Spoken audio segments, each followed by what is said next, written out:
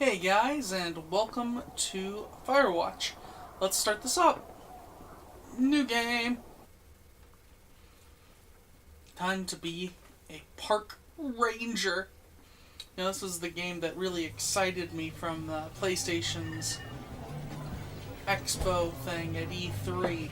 So, the fact that it came to a computer too makes it so much better.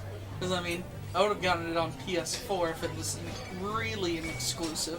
But this and Quantum Break, both are PC available now, so... Oh, Boulder, Colorado in 1975. That gets rid of the cell phone question. I see Julia. Hey, Julia. How's it going? It's good to see you, Julia. Do I need to press anything? No, I just see Julia. Oh, I click. You see Julia.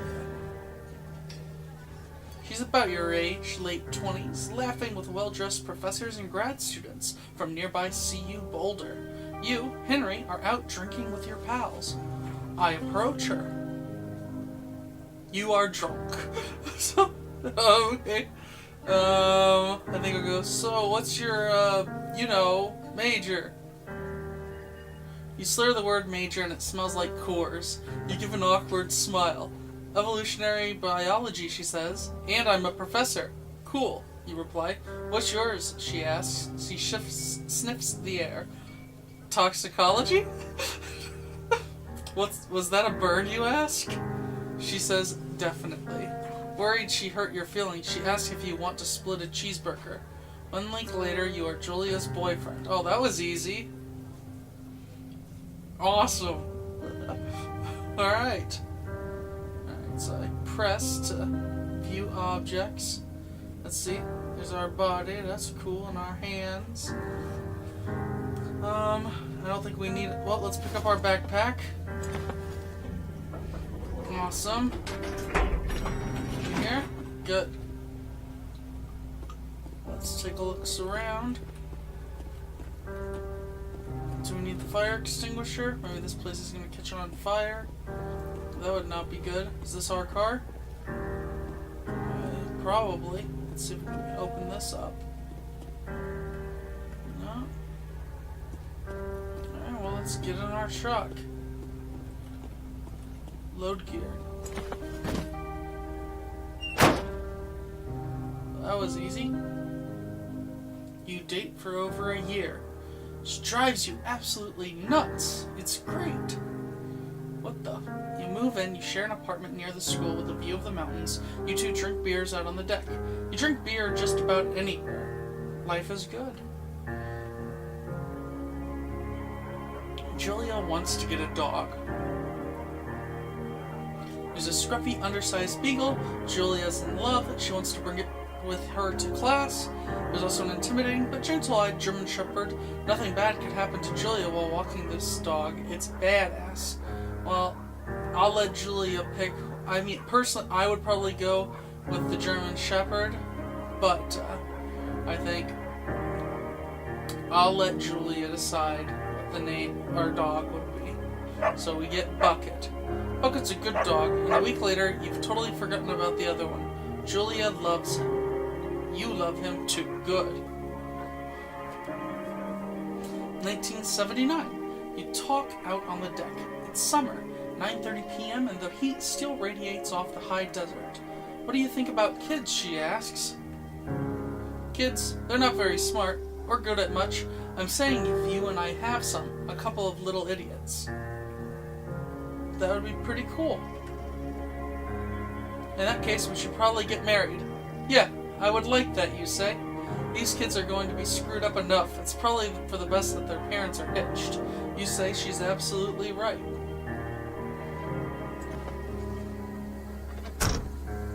Well, good. I'm glad. Where's our bag? We're in our bag? Sure, so something probably happened to Julia. Fire danger today. Lots of fire hazards. Oh, this is beautiful. I wonder if our answers to the questions have any matter with the rest of the game. Probably will run into Bucket. Two Forks region overview. Do not forget to check in. You're in their country. Learn to live with bears. Not recommended for inexperienced hikers. Alright. No fireworks. Cool. Well, it's a good thing we are a pro hiker. Yeah, I saw an image on Kotaku with the third-person view, and it's kind of funny. It's Thursday night, and Julia is 4 hours late. She doesn't call. You're worried and getting angrier by the minute. She walks in after you've gone to bed. She's not quite drunk, but she's clearly been having a fun time. You fight when she gets between the sheets. I wouldn't get mad. I'll just ignore her. You don't touch each other all night. The next day you feel guilty for being so angry and ask her about her evening. She says it was great. You hold on to a tiny pill of resentment. You make some coffee and go to work. Oh, if she's enjoying herself, there's no reason to bother. Right. Julia still likes to draw. She draws planes from her research. She draws all the places you go. She draws you. I think I'll pose and flex like He-Man. You look awesome. Good. Holy moly. Okay. That's a pretty big jump. Interesting hue. Careful with that tree over there.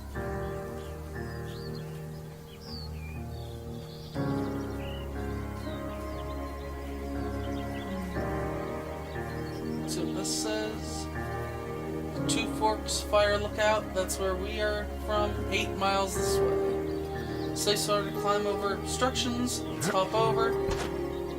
Yeah, I mean, very nice. 1982. During the summers, you and Julia enjoy walking bucket at night. Perfect. There's a festival in town. It brings in folks from faraway places. One of them tries to mug you with a knife.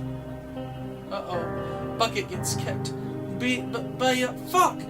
Dog! Julia yells. She gets flustered and has trouble speaking when she is stressed. You confront the attacker. I'm gonna scare him away. You reach into your pocket like you've got a gun and threaten to kill him. You manage to scare all 3 of you. He runs away. All 3 of us? So Julia asks to take a different path from that day forward. You say okay. You don't want to go that way either. From then on, you walk by the river. Fair enough. 1984, plans to have kids, get laid away to live work. Oh. Julia gets offered a job at Yale. Yale is in Connecticut, 2,000 miles away. It's a great job, associate department chair. She wants to move. You absolutely do not. Convince her not to take the job? No. Agree if she commutes back and forth. I don't want her to move. It's a great job. So, I think I'll agree if she commutes back and forth. It's 2,000 miles away. I would just go with her, most likely, unless, she would be providing for the family, and I could get a job in Connecticut as a park ranger, most likely. I don't want her to look back on her opportunities and be regretful that she wasn't able to do it, so I wouldn't pick either of these choices, but of the 2, I'll go with the agree if she commutes back and forth. You ask her if she'll commute back and forth. You don't want to move to Connecticut. She says that'll be hard, but she'll do it if you won't move. You tell her not to pass it up if that's what she wants. She agrees. She flies back to Boulder 3 times each semester. Well, that's a long-distance relationship, isn't cool. Julia sent home from Yale on paid leave after having an episode. She lost it on a colleague for borrowing books that were important to her research. She didn't remember she had happily loaned them to him just 2 days prior. She was found crying in a stairwell. You say that maybe you guys should talk to someone about it. You make macaroni and drink wine and try to forget about it. I'm going to say we're going to talk about it. Go active. After seeing multiple doctors and having many tests, you are worried that Julia might be suffering from early onset dementia.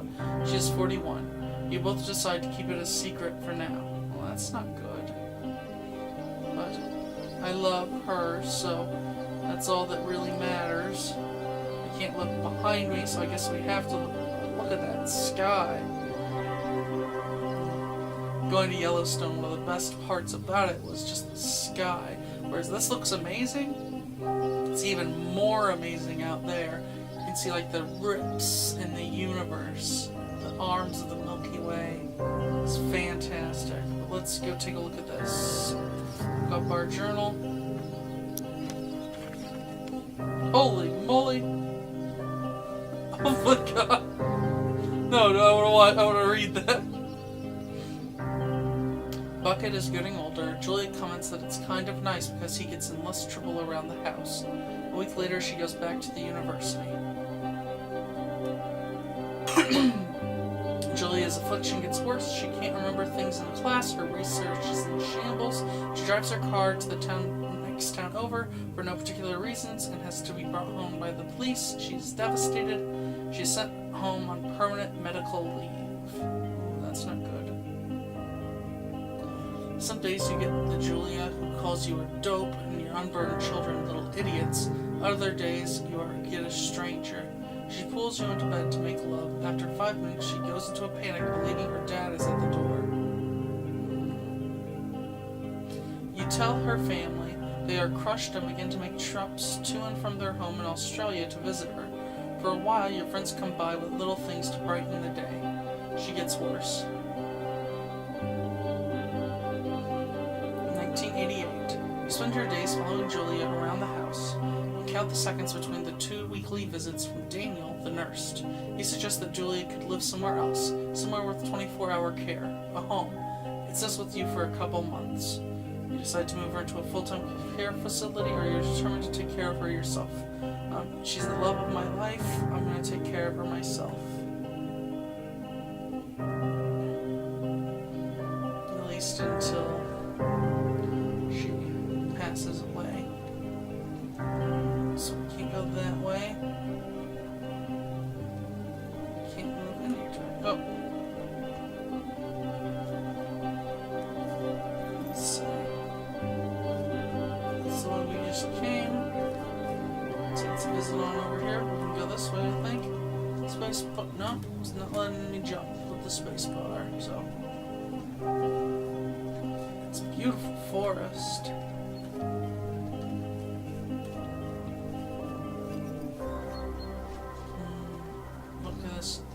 Nature. Hopefully this doesn't break. Oh, that's nice too. Alright, let's keep going. Oh, look at that. Hey, what's up, guy? It is impossibly hard. The worst is when you get mad at her, like when she tries to cook her own food. You can't do anything without her, and she can't do anything without you. When she goes to sleep, you stay up for a few hours, drinking on the deck, watching baseball in the summer, college basketball in the winter. Drinking then, too. You start going out after you put her to bed. The first time you do it, you worry about her getting up and walking around while you're gone. You put a chair in front of the bedroom door. You trust that she sleeps like a rock. I'm just worried that if I put the chair in front of the bedroom door, she'll freak out about being locked in. I'm gonna trust that she sleeps like a rock. You go to the same bar at the boring end of Pearl Street. It's nice there. Over time, you tell Sheila, the bartender, everything. It's a huge weight off. You're home and in bed by 1 a.m. a couple of nights a week.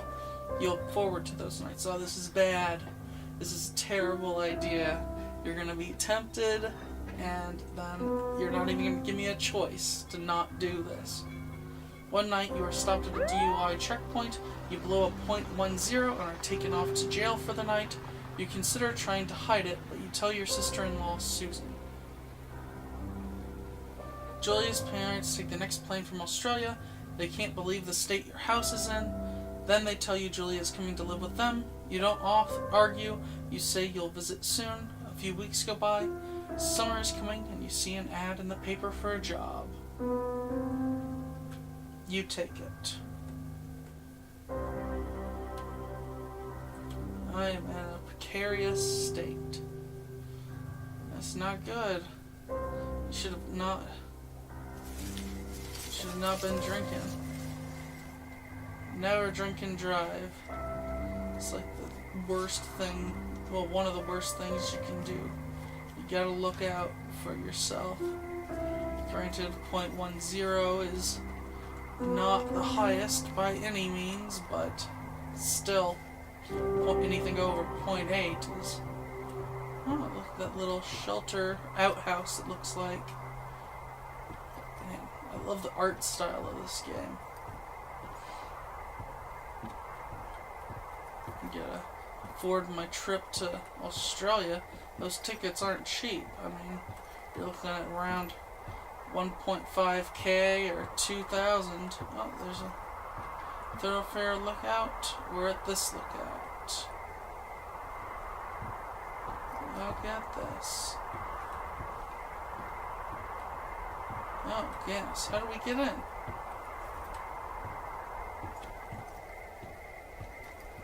There's the door. There we go. Pick up the radio. Let's turn on the power. Oh, not the light switch yet. Turn on the power. Fantastic. Hello, 2 Force Tower. How do I reply? Oh, hold left shift to activate your radio. Alright. Release left shift to talk to Delia. Hello? Whoever this is? It's Henry, right? Yeah. I'm Delilah. Yeah, that's what the guy said on the phone. So, what's wrong with you? Excuse me? People take this job to get away from something. So, what's wrong? What's wrong with you? That's a great idea. Go ahead.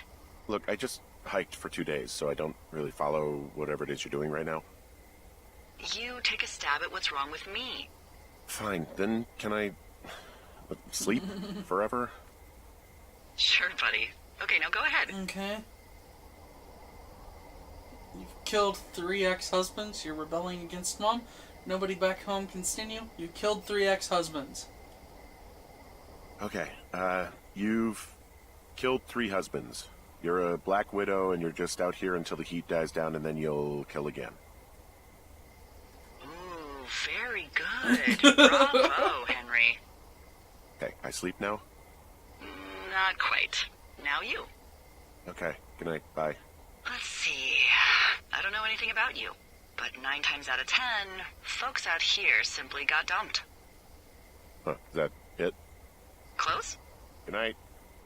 Good night. Welcome to the job. Yay! I'm a park ranger dude now. Day 1. So, did anything that we say actually matter?